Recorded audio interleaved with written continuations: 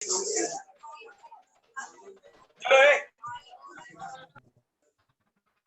मेरे factory industry में जो पावर सप्लाई आता था, पावर सप्लाई बंद हो गया। अगर पावर सप्लाई नहीं है तो मशीन नहीं चलेगी, मशीन नहीं चलेगी तो इंडस्ट्री नहीं चलेगी, इंडस्ट्री बंद हो जाएगी। These are the reasons for shutdown industry. Shortage of raw material, power failure. दूसरा, मशीनरी ब्रेकडाउन। मशीन अच्छी थी, चल रही थी, लेकिन सडनली वो काम करना बंद हो गई, अभी वो चल नहीं रही और मार्केट में उसका वैल्यू 0 है। मशीनरी ब्रेकडाउन की वजह से इंडस्ट्री बंद हो रही है, पावर फेलियर की वजह से इंडस्ट्री बंद हो रही है, लैक ऑफ रॉ मटेरियल की वजह से इंडस्ट्री बंद हो रही है। तो ये वर्कर्स कभी जाएंगे कहाँ पर? मैं उनको सैलरी ऐसे दे नहीं दे सकता, तो मैंने निकाल दूंगा। तो आप अनएम्प्लॉयमेंट हो गए। और एक रीजन लास्ट, पुराने जमाने में मूवीज में देखा रहेगा कि वर्कर्स यूनियंस बनाते हैं, यूनियन बनाते हैं। हमारे इंडिया के अंदर, भारत के अंदर और हमारे मुंबई के अंदर maximum 80% people are working under the industry. Mills में काम करते थे पुराने जमाने में, लेकिन मिल्स बंद क्यों हुई? रीजन क्या था? रीजन ये था क्योंकि हमारी मांगे पूरी करो, स्ट्राइक्स, लॉकआउट्स, बराबर, हड़ताल। लोग स्ट्राइक पे चले जाते थे। स्ट्राइक पे आप लोग, आप बोला कि सैलरी बढ़ाओ 10,000 से 20। अभी लॉकडाउन में सैलरी कहाँ से दूंगा मैं? 10 का 15 कहाँ से दूंगा? आपने बोला सैलरी बढ़ाओ, सैलरी टाइम पे दो। लॉकडाउन में हम लोग काम घर पे बैठे थे, हम लोग को पगार कहाँ से दूंगा? कहाँ से दूंगा? बराबर ना? मैं बंद कर दिया फैक्ट्री। कितने बिजनेस बंद हो गए ना लॉकडाउन में, बहुत सारे बिजनेस बंद। कहाँ से दूंगा पगार वर्कर्स को? Are you getting it what I am trying to tell you? If I run the industry but due to last 6-7 महीने मैंने कुछ कमाया ही नहीं, तो वर्कर्स को सैलरी कहाँ से दूंगा? इसलिए आप लोग ने क्या किया? हड़ताल किया, स्ट्राइक्स किया, लॉकआउट्स किया, बंद किया। लॉकडाउन जिसको लॉकआउट्स बोलते हैं, बंद कर दिया। तो मेरा फैक्ट्री बंद हो गई, आप क्या हो गए? अनएम्प्लॉयड। इस अनएम्प्लॉयमेंट को कौन सा अनएम्प्लॉयमेंट बोलते हैं? Friction unemployment. देखो टेक्स्ट बुक में दिया हुआ है, frictional unemployment is caused due to the breakdown of machinery, power failure, shortage of raw material and strikes by worker. इनके वजह से जो अनएम्प्लॉयमेंट होता है उसको बोलते हैं frictional unemployment. Done done. Now the cyclical unemployment. Cyclical unemployment थोड़ा अलग है, थोड़ा मैं आपको अलग तरीके से बताता हूँ। टेक्स्ट बुक में देखना है तो देखो। आपने इतना तो आप मानते हो, if it is any business, तो कभी बिजनेस में डाउन होता है तो कभी अप भी होता है, कभी बिजनेस डाउन होता है तो कभी अप भी होता है। यस और no? So in case of business there is ups and down is there. आज प्रॉफिट कमाया तो कल लॉस भी कमा सकते, कल लॉस कमाया तो प्रॉफिट भी कमा सकता हूं।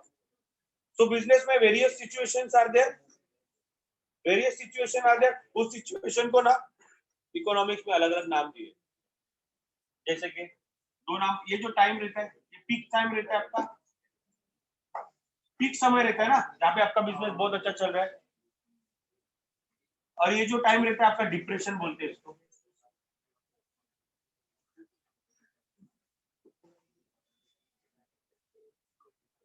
prosperity and depression, either you can call the recession. So there are two types of situations are there in a business. One is a prosperity, जहाँ पे समय अच्छा चल रहा है, मेरा मार्केट अच्छा चल रहा है, very good, I am earning huge, I am keeping my employ happy, मेरे पास आप वर्कर्स काम कर रहे हो, खुश। लेकिन नाउ द कंडीशन मार्क में डिप्रेशन का मतलब क्या होता है? डिप्रेशन का मतलब होता है कि जो कंपनी लगातार पिछले 4 या 5 साल से लॉस सफर कर रही है, ऐसी कंपनी को कौन सा फेज बोलते हैं? डिप्रेशन। वो समय को कौन सा समय बोलते हैं? डिप्रेशन। प्रॉस्पेरिटी मतलब समय अच्छा चल रहा है, गुड फेज। डिप्रेशन समय बुरा चल रहा है। आपने ही बोला ना, if it is any business there are ups and down in a business, business is a very risky. वही तो कॉमर्स में पढ़ते हैं ना हम लोग, business is a risky. Why risky? If it is profit, there is a loss also. Yes और no? So ups and down is a business. तो जब बिजनेस में अप्स रहता है तो उस समय को क्या बोलते हैं? प्रॉस्पेरिटी। अब जब बिजनेस लॉस में जाता है तो उस समय को क्या बोलते हैं? नाउ मेरा समय डिप्रेशन का मतलब मेरी फैक्ट्री, मेरी कंपनी, मेरी इंडस्ट्री पिछले 4 या 5 साल से लगातार लॉस सफर कर रही है। अब लॉस सफर कर रही है, मालूम है जब सिचुएशन डिप्रेशन में आती है ना कोई भी कंपनी, सबसे पहला एक ओनर को क्या करना पड़ेगा? एंटरप्रेन्योर। अगर if you are entrepreneur, if you are owner, आपके पास अगर 500 एम्प्लॉई है और आपका पिछले 4-5 साल से लॉस हो रहा है, अब ओनर की तरह सोचो। If you are any entrepreneur, आप इस फैक्ट्री के मालिक हो और आपका बिजनेस 5 या 6 साल से लॉस में चल रहा है, आप कौन से पीरियड में हो? डिप्रेशन फेज में हो। तो उस समय सबसे पहले आपका डिसीजन क्या रहेगा? एक्सपेंसेस कम करोगे। पहला दिमाग में क्या आएगा? I will cut of my expenses. तो कट ऑफ एक्सपेंसेस के लिए क्या करोगे? आधे वर्कर्स को जॉब से, यही करोगे ना। सिंपल सा मैंने बताया। आप अगर ओनर हो, अगर आपका लॉकडाउन, चलो लॉकडाउन का बात करते हैं आपको, चलो it's a phase of depression. पिछले मार्च से लेके अभी मार्च तक बात करते हैं, 1 ईयर। इस सिचुएशन में आपके पास अगर 15-20 एम्प्लॉय, 50 एम्प्लॉय काम करते हैं, तो 50 एम्प्लॉय को आप सैलरी दे सकते हो? तो क्या करोगे आप? निकाल दोगे। यस और नो? ऑफ कोर्स निकाल दोगे। क्यों? कहां से दोगे salary? In case of depression period you cannot afford to pay the salary, right? तो उसके वजह से आप वर्कर्स को कहां से, तो this worker is become a jobless. Such kind of unemployment is called a cyclical because it happened due to the cycle. ये cycle क्या जिसको ना ups down ups down ups down. This unemployment happened due to the cycle. इसको trade cycle, business cycle बोलते हैं। क्योंकि business में कभी अप्स होता है, कभी डाउन भी होता है, कभी प्रॉस्पेरिटी आती है, कभी डिप्रेशन आता है। और in the period of depression people are living their job and workers get left from their job. वही पढ़ेंगे, देखो। Cyclical unemployment result of cyclical fluctuation level in a business activity. ये क्यों होता है? बिकॉज बिजनेस साइकिल के वजह से होता है ना। मैंने बोला ना business cycle. This cyclical unemployment happens due to the business cycle. ये जो मैंने अप डाउन निकाला ना, इसको बिजनेस साइकिल बोलते हैं। Next, the economy passes the phases prosperity and depression. कभी बिजनेस में अच्छा वक्त आता है प्रॉस्पेरिटी, कभी बुरा वक्त आता है डिप्रेशन। आते हैं ना, दोनों वक्त आते हैं। मे बी प्रॉस्पेरिटी और मे बी डिप्रेशन। प्रॉस्पेरिटी का मतलब अच्छा समय, डिप्रेशन का मतलब बुरा समय, जहां पे कंपनी लगातार 4-5 साल से लॉस फेस करे, उस फेज को क्या बोलते हैं? डिप्रेशन। आगे continue. During the period of depression, effective demand falls and leads falls in the price and profit earned by the producer. जो प्रॉफिट डिप्रेशन पीरियड में क्या होता है, यही उन्होंने बताया। प्रोड्यूसर जो प्रॉफिट कमाता है वो क्या हो जाता है? डाउन हो जाता है। बराबर? आगे। As a result, corresponding decline the investment and production of commodity of all production leads to the fall in employment. अब मेरा बिजनेस डाउन हो जाएगा, मेरा प्रोडक्शन अगर डाउन हो जाएगा तो मैं सबसे पहले क्या करूंगा? एम्प्लॉयमेंट कट ऑफ करूंगा। तो उसके वजह से जो अनएम्प्लॉयमेंट होता है उसको बोलते हैं साइक्लिकल। किसके वजह से हुआ? बिजनेस साइकिल के वजह से।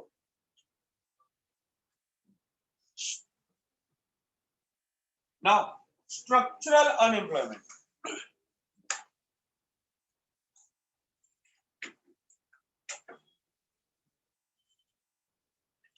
Structural unemployment due to happen due to change in the structure of economy.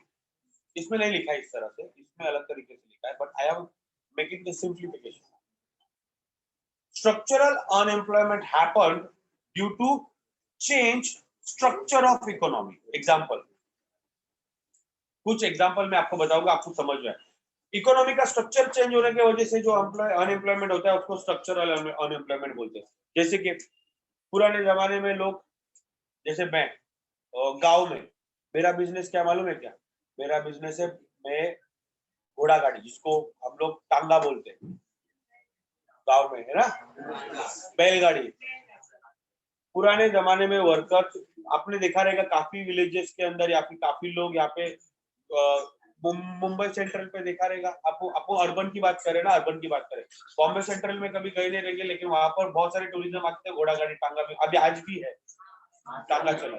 लेकिन अभी ये कभी होता था मालूम है क्या, लोग ट्रैवल करने के लिए घोड़ा गाड़ी यूज करते थे, but it has happen in the year 1980।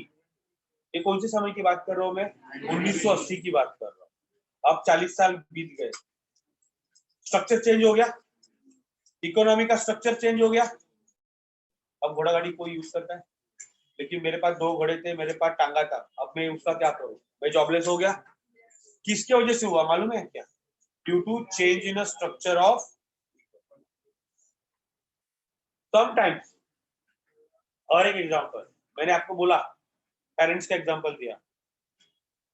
आपके पापा अगर किसी कंपनी में काम करते, पहले रजिस्टर मेंटेन करते थे, अब उसी कंपनी के अंदर सडनली कंप्यूटर आ गए, लैपटॉप आ गए, अब पापा काम कर सकते हैं, उनको ये उम्र में नहीं बोला सकते ना कि कंप्यूटर सीखो, कंप्यूटर क्लास ज्वाइन करो, तो जॉब निकल गया। किसके वजह से, due to change in a structure of economy. Economy has become a modernization, structure change होने की वजह से जॉब गया। तो ऐसे अनएम्प्लॉयमेंट को we call that structural unemployment. Text book में भी दिया है, सेम एग्जांपल दिया मैंने आपको। These types of unemployment due to the drastic change in the economic structure of the country, वही लिखा है, कंट्री का स्ट्रक्चर चेंज होने के वजह से जो अनएम्प्लॉयमेंट होता है उसको बोलते हैं स्ट्रक्चरल अनएम्प्लॉयमेंट। आगे कंटिन्यू।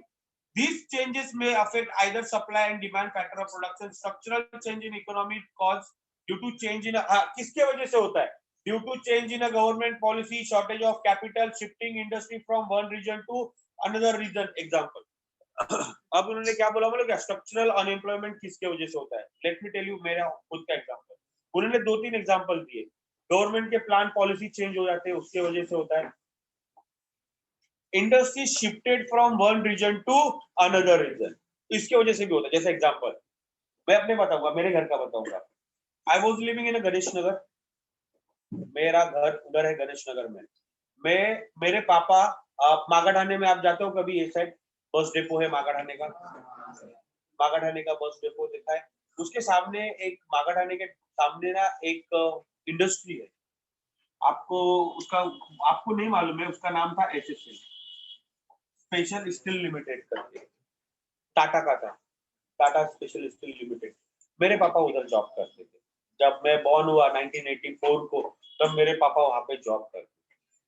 बट अभी क्या हुआ, जब 1992 में मैं अपनी इस कंपनी की बात कर रहा हूँ, यही था, सामने ही था, वहां पे अभी शिवाजी का स्टैचू है, उसके बाद देखो उस पूरा का पूरा एरिया खाली पड़ा है। ये जो टाटा स्टील लिमिटेड कंपनी थी, टाटा का स्टील लिमिटेड, ये कंपनी अभी कहाँ शिफ्ट हो गई मालूम है, तारापुर। 92-97 के बीच में ये कंपनी कहाँ शिफ्ट हो गई, तारापुर। अब मैं रहता किधर हूँ, दहीसर में, मेरी फैमिली किधर है, दहीसर में, बराबर। नाउ पापा can not leave the place and cannot go to the Tarapur for joining this industry because this industry has shifted from one region to another region. So he, अभी उन्होंने जॉब छोड़ दिया, तो वो कौन सा जो अनएम्प्लॉयमेंट था, structural, right. Continue. Structural unemployment is a long term phenomenon. Structural unemployment takes place because mismatch between skills of worker and job. मेरे को जो आता है वो प्रकार का जॉब ही नहीं, जैसे मैं घोड़ा गाड़ी चलाता हूँ लेकिन टांगा ही नहीं। एग्जांपल दिया है उन्होंने, देखो एग्जांपल, हॉर्स कार्ट, बराबर, horse cart had been replace auto rickshaw. मुझे ऑटो चलाने नहीं आता, मुझे क्या चलाने आता है, घोड़ा गाड़ी चलाने आता है, लेकिन घोड़ा गाड़ी की जगह किसने लिया, अभी ऑटो रिक्शा ने लिया। लिया कि नहीं लिया, मैंने क्या बोला, 1980 1970 में यहाँ पर एक भी रिक्शा नहीं हुआ करते थे, तो लोग ट्रैवल करते थे तभी भी, लेकिन कैसे, घोड़ा गाड़ी से ट्रैवल करते। लेकिन मेरे को अभी वो घोड़ा गाड़ी का जगह किसने लिया, किस स्ट्रक्चर चेंज हो गया ना, अब सब रिक्शा दिखाई दे रही है। इंट्रोडक्शन ऑफ कंप्यूटराइज, देखो आ गया, सब जगह पे, सब ऑफिस में, सब काम पे क्या हुआ है, introduction of computerize typing and cause unemployment amongst the manual typing. मैं रजिस्टर में रिकॉर्ड करता था, लेकिन मुझे काम पे से निकाल दिया, क्यों, कंप्यूटर आ गया, अब कंप्यूटर चलाना मुझे नहीं आता। क्यों चेंज, जॉब चला गया, बिकॉज ऑफ स्ट्रक्चरल अनएम्प्लॉयमेंट। समझ में आया। I hope this question is understood.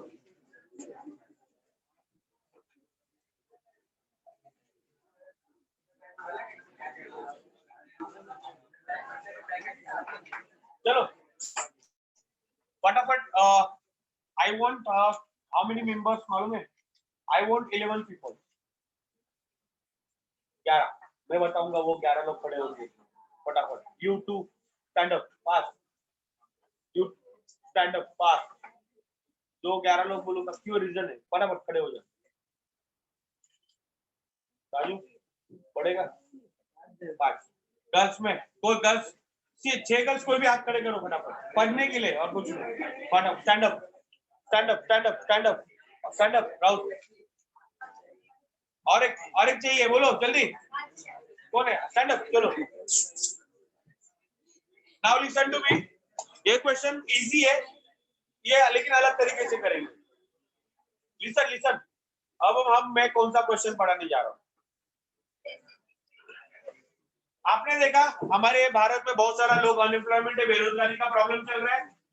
अलग अलग प्रकार के अनएम्प्लॉयमेंट है देखा अभी. अब मैंने पढ़ाया ना अभी आप लोगों को. There are so many people are unemployed. There are so many people are बेरोजगार. Yes or no? So भाई गवर्नमेंट क्या कर रही है? The point is that right? तो गवर्नमेंट क्या कर रही है? इतने लोगों को जॉब नहीं मिल रहा है इतने लोग बेरोजगार है. गवर्नमेंट क्या कर रही है? क्वेश्चन आ रहा है ना. गवर्नमेंट के ऊपर सवाल आ रहा है ना. अब गवर्नमेंट का रिस्पॉन्सिबिलिटी है कि भारत में अगर 130 करोड़ की जनता रहती है तो सारे लोगों को जॉब मिलना चाहिए एम्प्लॉयमेंट मिलना चाहिए. इट इज कौन रिस्पॉन्सिबल है उसके लिए?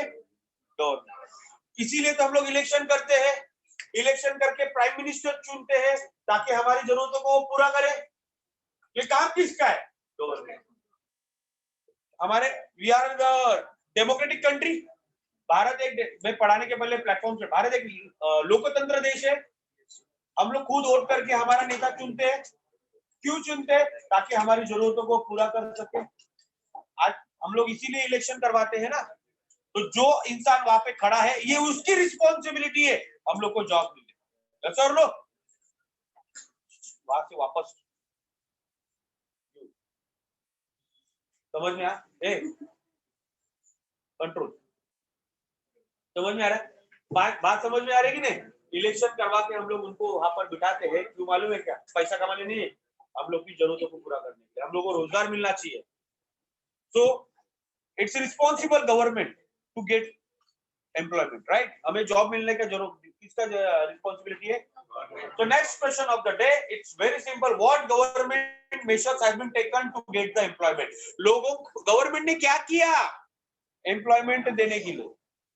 तो गवर्नमेंट ने कुछ स्कीम्स निकाले कुछ प्रोग्राम्स ऑर्गेनाइज किए अलग अलग. गवर्नमेंट ने क्या किया? नए नए स्कीम्स निकाले नए नए प्रोग्राम ऑर्गेनाइज किए लोगों को जॉब मिलने के लिए. तो अब लोग वही स्कीम्स पढ़ेंगे क्योंकि ये सब स्कीम्स का बॉटम लाइन एक ही रहेगा एम्प्लॉयमेंट देना. इसलिए इतना डिटेल में घुसने की जरूरत नहीं है. मैं सिर्फ स्टार्टिंग में इतना समय क्यों दिया ताकि वो समझे कि क्या पढ़ने वाले. तो ये क्वेश्चन कुछ इस तरह से है कि गवर्नमेंट ने लोगों के लिए एम्प्लॉयमेंट के लिए क्या किया. तो गवर्नमेंट ने कुछ स्कीम्स ऑर्गेनाइज किए.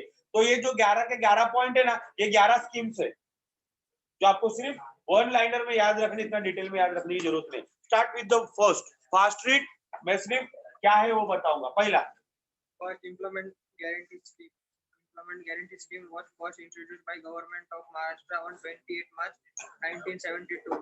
This scheme was intended to provide productivity employment to rural population of thereby solve the problem of rural unemployment and poverty.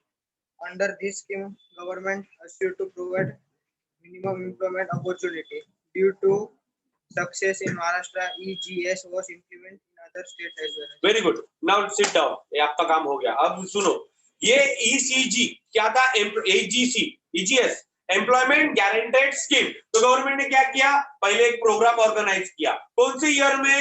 In the year 28 March 1972 Maharashtra state government ने ये जो एम्प्लॉयमेंट गारंटेड स्कीम ऑर्गेनाइज किया. इसका office चर्ची gate में है. मैं खुद जाके आया हूँ. यस करेक्ट है. ये रॉन्ग इंफॉर्मेशन नहीं है.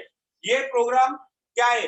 दिस एम्प्लॉयमेंट गारंटेड स्कीम, यहाँ पे नाम रजिस्टर करना पड़ता है। और ये लोग क्या करते हैं, these people are providing job opportunity for a rural area and urban area, इनका काम है।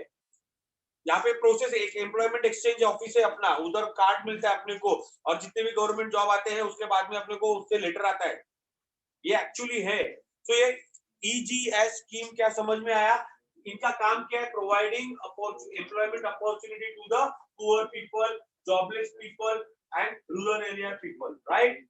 ये कब एस्टैब्लिश हुआ, 1972 में। अब ये कौन से स्टेट में एस्टैब्लिश हुआ, महाराष्ट्र में। इसका सक्सेस देख के, महाराष्ट्र में इसका इंप्रूवमेंट देख के अदर स्टेट्स ने भी इसको फॉलो किया। It was first established in Maharashtra. After the successful program of EGS, other states had also started. Point समझ में आया? Point number 2. स्वरोजगार योजना was launched in April 1999 after restructuring the Integrated Rural Development Program and allied scheme, which is only self-employment scheme for the rural people who are in India. भाई ये थोड़ा नाम थोड़ा अलग है, लेकिन आपको पढ़ना पड़ेगा। स्वर्ण जयंती ग्राम स्वरोजगार योजना। स्वरोजगार का मतलब होता है सेल्फ डिपेंडेंट, स्वरोजगार का मतलब होता है सेल्फ एम्प्लॉयमेंट, सेल्फ एम्प्लॉयमेंट। तो ये स्कीम गवर्नमेंट ने कौन से साल और स्टार्ट किया, अप्रैल 1999, करेक्ट है। कहा चालू किया, इन एरिया कौन सा, रूरल एरिया में। तो ये मैं सिंपल, ये स्कीम से क्या होगा, जो गांव में गरीब लोग रहते हैं उनको मैं थोड़ा भांडवल, जिसको हम लोग कैपिटल बोलते हैं, मैं दूंगा, और ये लोग अपना क्या करेंगे, छोटा छोटा बिजनेस चालू कर। जैसे कि गांव में आज भी है, मैंने आपको बताया, अगर आपको दूध बेचने से अगर पैसा मिलता है, तो गांव में आपने देखा रहेगा बहुत सारे, मैंने एक भैंस उसको गिफ्ट दे दिया गवर्नमेंट, यस और नो। तो एक भैंस का 18 लीटर 20 लीटर दूध आता है, इंटू करोगे 18 का 50 से 900 रुपीज मंथ। एक भैंस का अगर आप कैलकुलेशन करोगे तो 27,000 पर मंथ आता है एक भैंस। तो गांव में क्या किया गवर्नमेंट ने, ये स्कीम ऑर्गेनाइज किया 1999 को अप्रैल को, और इसको स्वरोजगार बोलते हैं। Government has provide the employment benefit to the rural people, समझ में आया। और ये किया हुआ है गवर्नमेंट ने, गांव में किया हुआ है, मुझे तो मालूम है किया हुआ है। I don't know about your village. Next one, बैठ जाओ। स्वराना नहीं है,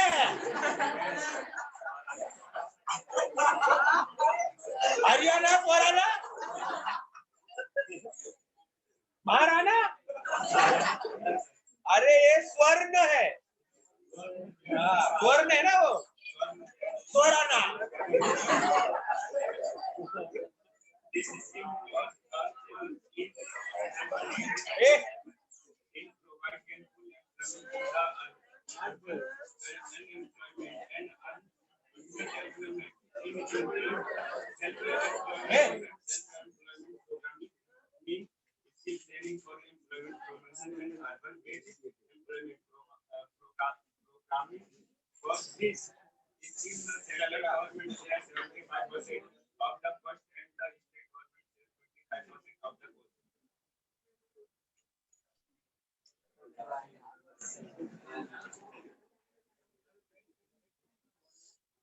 ये भाई सिंपल तरीके से बताता हूँ, बेटा बेटा नाम क्या करना, स्वराना, स्वर्ण जयंती शहरी रोजगार योजना। अब शहर मतलब अर्बन एरिया। नाउ गवर्नमेंट ने 1994 को कौन से साल में किया था, और ये रूरल का अप्रैल 1999 में रूरल के लिए प्रोग्राम ऑर्गेनाइज किया, राइट। तो उसके पहले दिसंबर 97 को गवर्नमेंट ने ये स्कीम ऑर्गेनाइज किया अर्बन एरिया को। तो अंडर दिस स्कीम गवर्नमेंट क्या करेगी, जो एम्प्लॉयमेंट है, रोजगार है, यहाँ पे जो वर्कर्स है, उनका क्या स्किल डेवलपमेंट प्रोग्राम ऑर्गेनाइज किया। क्या प्रोग्राम ऑर्गेनाइज किया, skill. Under this program government is providing training and skill development to the workers. अब क्लियर हो गया ना, पैसा नहीं दिया, इनका स्किल डेवलपमेंट किया, इनको ट्रेनिंग प्रोवाइड किया। अब स्किल डेवलपमेंट और ट्रेनिंग देने के लिए पैसा फ्री में आता है? नहीं। तो ये जो पैसा था, ये 75% कंट्रीब्यूशन कौन करता था? Central government. और उसका 25% कंट्रीब्यूशन एक्सपेंसेस का कौन करता था? State government. मतलब अगर मैंने 100 रुपया खर्चा किया है ट्रेनिंग देने के लिए और स्किल देने के लिए, तो उसका 75% मुझे कहां से मिलता था? सेंट्रल गवर्नमेंट से। और 25% खर्चा कौन करता था? State government. समझ में आया? आप बोलो बोलो। और एक ऊपर वो स्ट्रेस में आ गया क्या? बोल बोल। प्रधानमंत्री रोजगार योजना PMRY. This scheme is being implemented. ध्यान दोगे तो समझेगा ना, वही तो प्रॉब्लम है।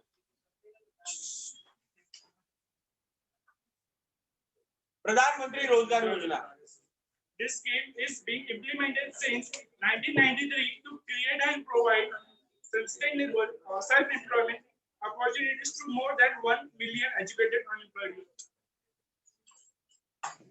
बेटा इसको ज्यादा इलैबोरेट नहीं करूंगा। ये स्कीम का नाम ही क्या है? जैसे अब आपने इधर घर पे ना 2 साल पहले एक पैम्पलेट आया था, प्रधानमंत्री आवास योजना, घर बनाने का स्कीम, हाउसिंग का आया था ना एक पैम्पलेट, मेरे घर पे भी पड़ा था वो।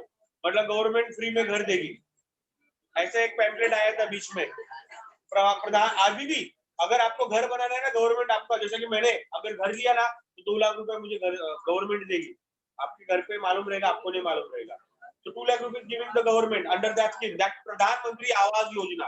वैसे गवर्नमेंट ने 1993 को कौन सा प्रोग्राम ऑर्गेनाइज किया? प्रधानमंत्री रोजगार योजना।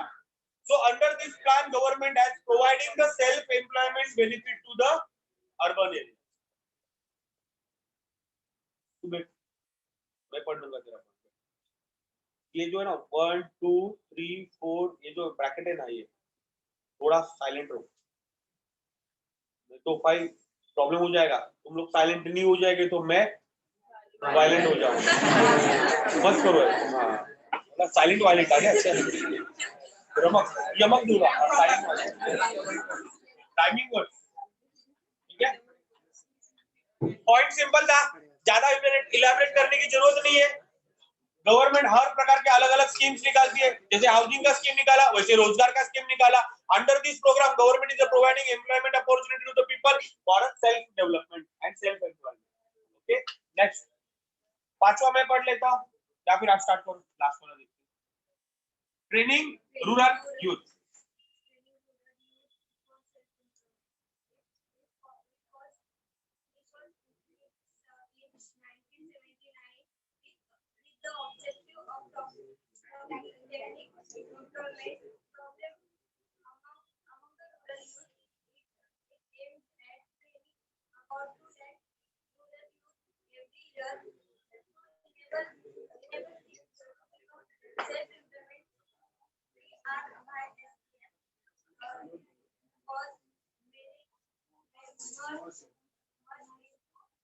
स्वर्ण जयंती ग्राम स्वरोजगार योजना in the April 1999. So now this scheme has started 1979, बहुत पुराने जमाने से। कौन सा था? Providing training to the people. अब ये अंडर दिस स्कीम गवर्नमेंट का एम क्या था? अंडर दिस स्कीम गवर्नमेंट का एम क्या था? Government providing training to the 2 lakh young youth, मतलब यंगस्टर, आप लोगों को हर साल 2 लाख लोगों को क्या प्रोवाइड करने का है? ट्रेनिंग। ये अब बाद में क्या हुआ? 1979 को ये प्रोग्राम ऑर्गेनाइज हुआ, स्टार्ट हुआ। बाद में ये कहाँ कन्वर्ट हुआ? जो स्वर्ण रोजगार योजना था उसमें कन्वर्ट हो गया 1999 में। ये लिखा था, करेक्ट है? तो इसका अंडर दिस प्लान गवर्नमेंट का स्कीम क्या था? कम से कम साल में 2 लाख लोगों को ट्रेन करना, ये स्कीम का ऑब्जेक्टिव। नेक्स्ट वन, जवाहर नहीं है वो, जवाहरलाल, पंडित नेहरू के नाम पे से लगा हुआ, जवाहर बोल रहे हो। जवाहर बाजरा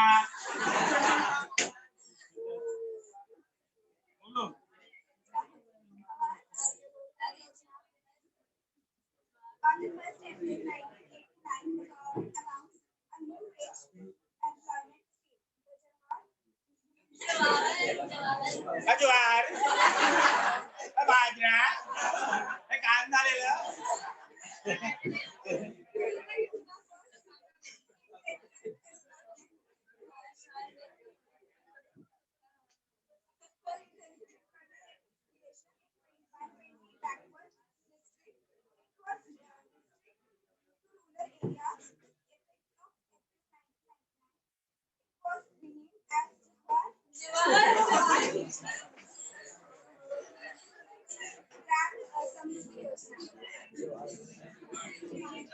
ये मैं वापस रीड करूंगा और बैठ जाओ. इसका लैंग्वेज सुन के मेरे को ना वो एक शाहिद कपूर का मूवी याद आया. वो जो गुंगा और बहरा रहता है ना, क्या था, चिप चिप के जबा चला जबा चार तो वो ऐसे बोलते चार. तो फिर भी परेश रावल समझ के ले रहा था. So we are the Paresh Rawal and she was Shahid Kapoor. You should have to understand that Jawahar language.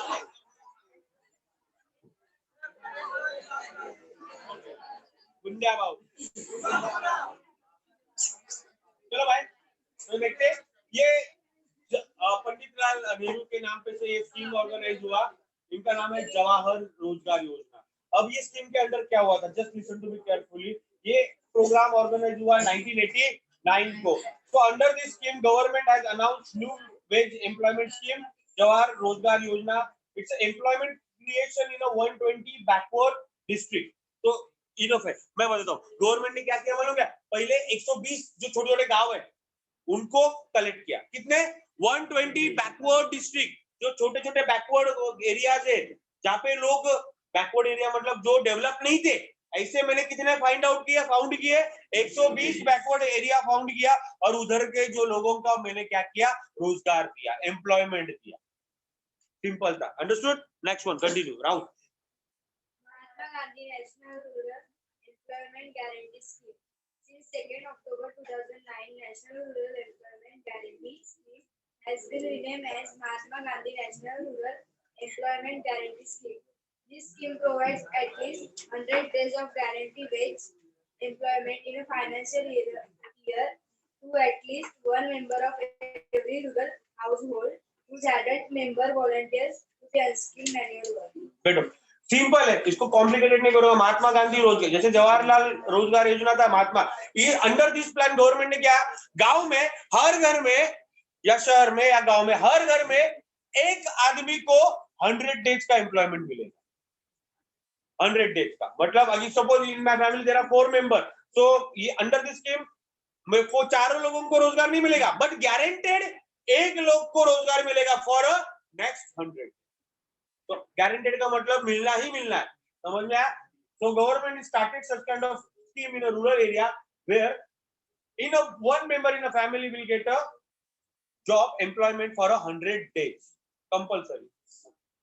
Dayal Upadhyaya Gramin Kaushalya Yojana 2001 is the most important placement skill training program under the Ministry of Rural Development announced on September 23, 2001.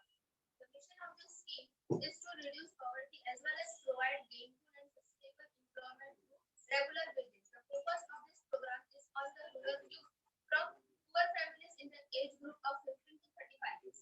Okay, तो बहुत simple था. पहले ये scheme का नाम था दीन दयाल उपाध्याय ग्रामीण कौशल्य योजना. अभी ग्रामीण मतलब समझ में आई, ये I think not even rural area also. Rural area के अंदर भी जो छोटे छोटे गांव होते हैं, यस दैट्स कॉल्ड ग्रामीण, राइट. गांव में जैसे ग्राम पंचायत होती है, राइट, छोटा छोटा गांव होता है.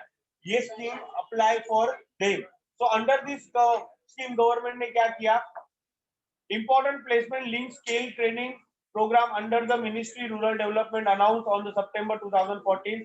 The mission to this scheme is to reduce poverty as well as provide gainful employment through the regular wages. कुछ किया नहीं, मतलब मैंने कहा सब स्कीम का बेनिफिट वही है, प्रोवाइड एम्प्लॉयमेंट अपॉर्चुनिटी. किसको दिया वही देखना है. ये स्कीम 2014 को स्टार्ट किया था, बट इसका अंडर दिस स्कीम गवर्नमेंट का मेन एम क्या था, ऑब्जेक्टिव क्या था, providing employment and wage rate to the employment. अब इसका मेन फोकस कौन से फैमिली पे था, the focus of such rural area poor, rural area के अंदर जो यूथ है, rural youth from poor family, मतलब पुअर फैमिली नहीं, आप और मेरे जैसे जो जिनका एज ग्रुप 15 से लेके 35 तक है और जो पुअर फैमिली से बिलोंग करते हैं, उनके ऊपर फोकस था। Next one, National policy for skill development and entrepreneurship. The first national policy on skill development was notified in 2009 to promote private sector participation via innovative funding models. The objective of this scheme is to coordinate and strengthen factors essential for growth of entrepreneurship across the country. This would include promote entrepreneurship culture, encourage entrepreneurship as a viable career option through advocacy, promote entrepreneurship among women. भाई बहुत simple है, इसको बहुत simple, entrepreneur का मतलब होता है owner of the firm.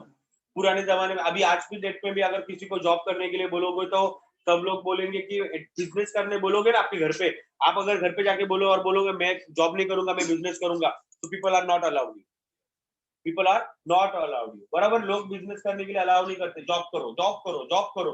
तो पुराने जमाने में भी यही कंसेप्ट था, तो गवर्नमेंट, ज्यादातर लोग जॉब ही करते थे, छोटा मिलेगा कैसा भी मिलेगा कम मिलेगा तो भी नौकरी करना है, राइट। बट वो मेंटेलिटी चेंज थी, अलग थी, तो इसलिए गवर्नमेंट ने ये एंटरप्रेन्योरशिप का एक पॉलिसी स्टार्ट किया, जिसके अंदर इसका मेन ऑब्जेक्टिव क्या था, to provide motivation and inspiration to the new entrepreneur. तेरे को बिजनेस करना है, आई मोटिवेट, इंस्पायर करूंगा, ट्रेनिंग भी दूंगा, पैसा भी दूंगा, इंडस्ट्री स्टार्ट कर, that's it. So I am motivating to the new people. आप लोग जैसे लोगों को मैं बोलूंगा भाई जॉब मत करो, बिजनेस करो, क्योंकि एक आदमी बिजनेस करेगा 10 लोगों को एम्प्लॉयमेंट मिलेगा। तो people are started doing the, मतलब गवर्नमेंट ने क्या किया, लोगों को इंस्पायर किया, मोटिवेट किया, किसके लिए, एंटरप्रेन्योरशिप के लिए। एंटरप्रेन्योरशिप मतलब owner of the firm.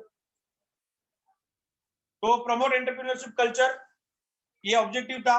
Encourage entrepreneurship, तुम लोगों को मोटिवेट किया, इनकरेज किया, इंस्पायर किया, किसके लिए, बिजनेस स्टार्ट करने के लिए। लास्ट में गर्ल्स में भी amongst promote entrepreneurship amongst the women. सिर्फ लड़के ही कर सकते क्या बिजनेस, लड़कियां नहीं कर सकती क्या, तो गवर्नमेंट ने वुमेन्स के ऊपर भी फोकस किया, owner of the firm, women's में भी। Last, second last, startup India. Startup India initiative was introduced in January 2016 with an aspiration to impart more strength and inspiration to the talented young generation of India to do something new for India and humanity. सुनो मैं बताता हूँ इसको, ये startup India programme government ने अभी recently start किया 2016 में। इसमें क्या किया अमल में, गवर्नमेंट ने जो भारत में जो टैलेंटेड बच्चे हैं उनको उठा के उनको अलग से सेपरेटली ट्रेन कर रहे और उनको नासा वसा भेज रहे। नासा मतलब समझ रहे हो ना, जो साइंटिस्ट का कंसेप्ट होता है, मतलब गवर्नमेंट पूरा मतलब ऐसे कुछ टैलेंटेड बच्चों को निकालेगी ढूंढ के, जो भारत के सबसे टैलेंटेड स्टूडेंट्स है, जो ऐसे स्टूडेंट्स को गवर्नमेंट, उनका पूरा पढ़ाई लिखाई खर्चा कौन करेगी, गवर्नमेंट करेगी। तो ऐसे टैलेंटेड बच्चों को साइड में निकाल के उनके ऊपर गवर्नमेंट को ज्यादा फोकस करेगी, उनके ऊपर पैसा ज्यादा खर्चा करेगी, और क्योंकि वो भारत के लिए इंपॉर्टेंट है ना, बिकॉज अगर कोई चीज, अगर जैसे कि अगर हम लोग को मंगल पे जाना है, चंद्रयान पे जाना है, तो we should not have to take the support from outside India, right. अपने लेकिन वहां पर जाने के लिए इंडियंस होते हैं ना भाई, तो ऐसे बच्चों को कौन ट्रेन करता है, इंडिया ट्रेन करेगा, बराबर। नहीं नहीं करेक्ट है, नहीं प्रॉब्लम नहीं है, लेकिन स्किल